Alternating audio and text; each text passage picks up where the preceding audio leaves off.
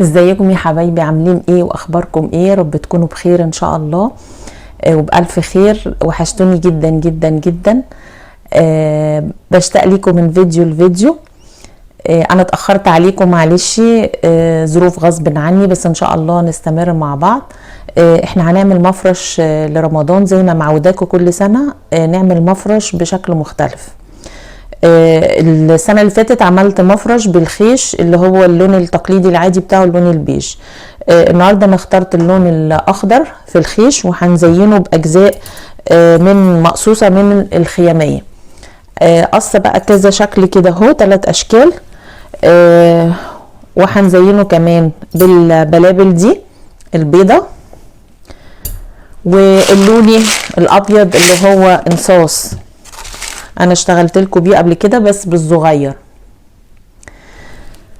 وعندنا دبابيس بتاعه طرحه، دي دبابيس ما كانت موجوده عندي ما رميتهاش، بتاعه والدتي الله يرحمها، فذكرى منها يعني، فبستخدمها يعني في شغلي بدبس بيها كده اهو. كبيره شويه عن الدبابيس العاديه كمان، لان طبعا من الخيش لو دبوس عادي هيعدي منه مش هينفع.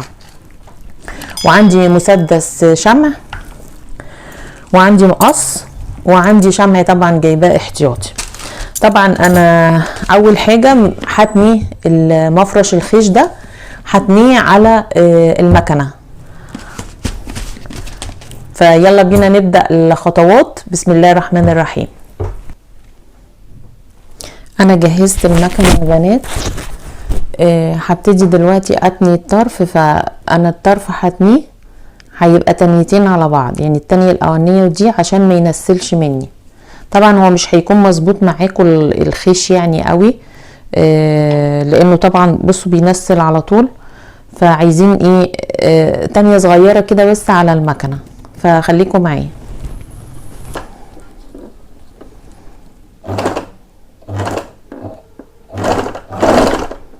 لازم اشد كده من ورا شويه اساعدها عشان اقدر ان انا يعني اتني التانية دي. فلازم اساعدها ان انا اشد من ورا كده بالراحه جدا.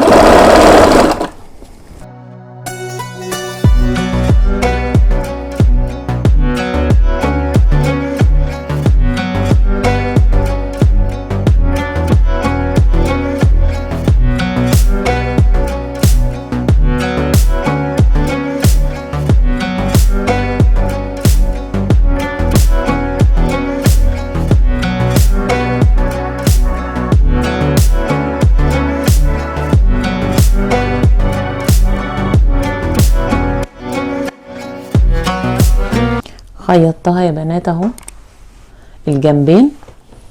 طبعا في جنب بيبقى اصلا في بنسميه البورسل، يعني بيبقى اصلا جاهز كده مش محتاج خياطه ما ينسلش. هما بيكونوا عاملينه اسمه ايه؟ بورسل القماش. دايما احنا بيبقى في القماش بيبقى في حاجه اسمها كده البورسل. انا مش عارفه ليه اسم تاني ايه، لو اي حد من الدول العربيه مش فاهمني. بس هي بيبقى ليه نهايه القماش كده، بيكونوا هم اصلا عاملين له سرفله بحيث ان هو ما ينسلش. فاحنا عندنا الخيش بيكون فيه ناحيتين بس وهم اللي بنخيطهم.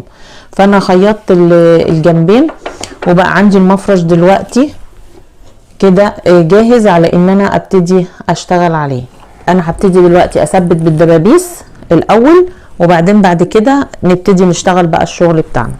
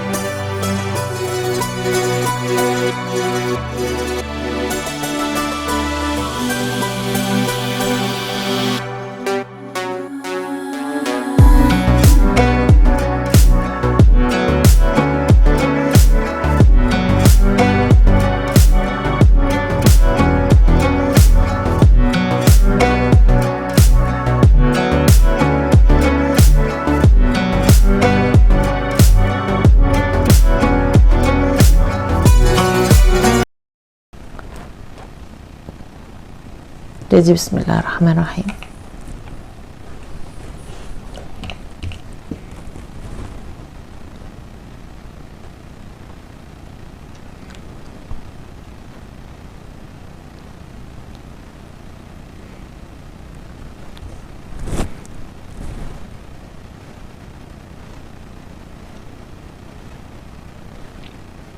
هي نقطة صغيرة كده ونحط عليها انصاص اللولي.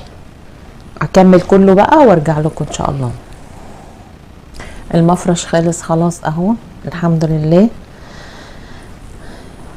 دي فكرة جديدة من افكار المفارش لرمضان، يا رب تعجبكم. انا تعبت فيها قوي بصراحة يعني اتمنى ان انتوا بقى تقدروني باللايك وتشاركوا الفيديو علشان اي حد يستفيد ممكن من الفكرة دي ويلحقوا يعملوها قبل رمضان.